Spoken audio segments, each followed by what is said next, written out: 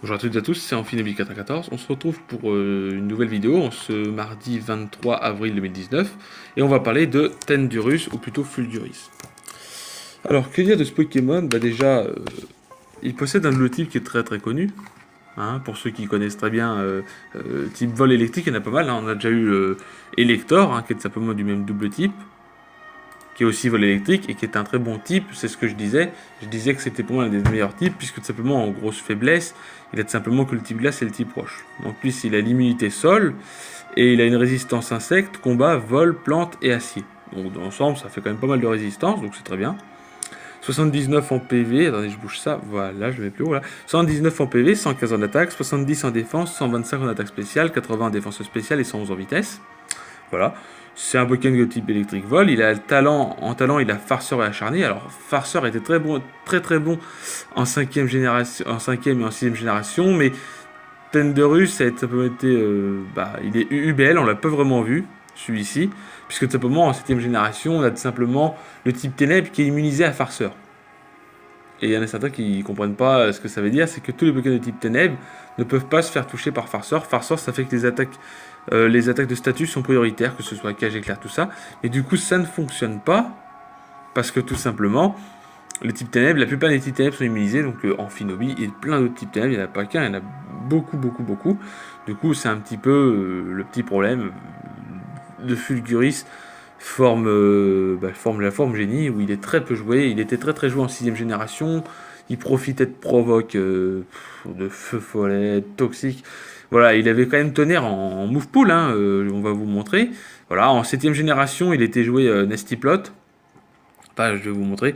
Donc il y a d'excellentes statistiques offensives, un move pool varié qui permet à Fulguris d'avoir deux multiples rôles, deux talents utiles, farceur, acharné. Acharné qui est très bien parce que même qui est très très joué en 7ème génération, puisque ça lui permet tout simplement à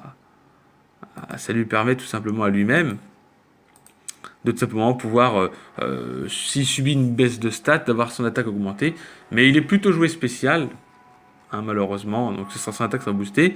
Il est plutôt joué spécial que son attaque. Mais bon, ça peut être comme utile. Il peut jouer quand même acrobatie, tout ça aussi.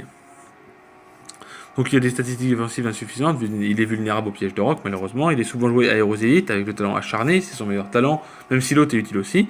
Il est joué jovial plus vitesse pour attaque spé. Il est joué 252 en attaque, 252 en spé en vitesse et 4 en défense spéciale. Il est joué éclair fou, vol, gonflette et sabotage. Donc l'objectif c'est de placer un ou deux gonflettes et après de faire des dégâts.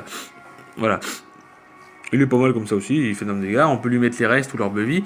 Dans ce cas-là, il faut changer vol par une autre attaque, remplacer gonflette par surpuissance, remplacer sabotage par PC glace pour toucher les démétéros totémiques qui sont au-dessus de lui. Il peut être joueur bevy avec acharné ou naïf avec plus vitesse moins défense spéciale. Il est joué 68 en attaque, 188 en attaque spéciale et 252 en vitesse. Il est joué tonnerre, sabotage, surpuissance, PC glace pour toucher tous les Pokémon qui peuvent le gêner. Voilà.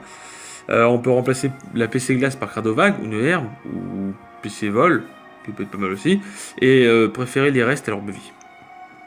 Il peut être joué farceur, et ça c'est un set que je trouve bien, mais dans ces cas-là, moi je le joue avec le Z-Move combat, mais je vais vous dire après. Donc il est joué reste avec farceur, donc plus timide, timide plus vitesse moins attaque, 4 en défense, 252 en attaque spéciale, 252 en vitesse. Il est joué machination, tonnerre, PC glace et clonage, et moi je le joue plutôt machination, tonnerre, PC glace, mais je le mets focus blast avec la combat élite.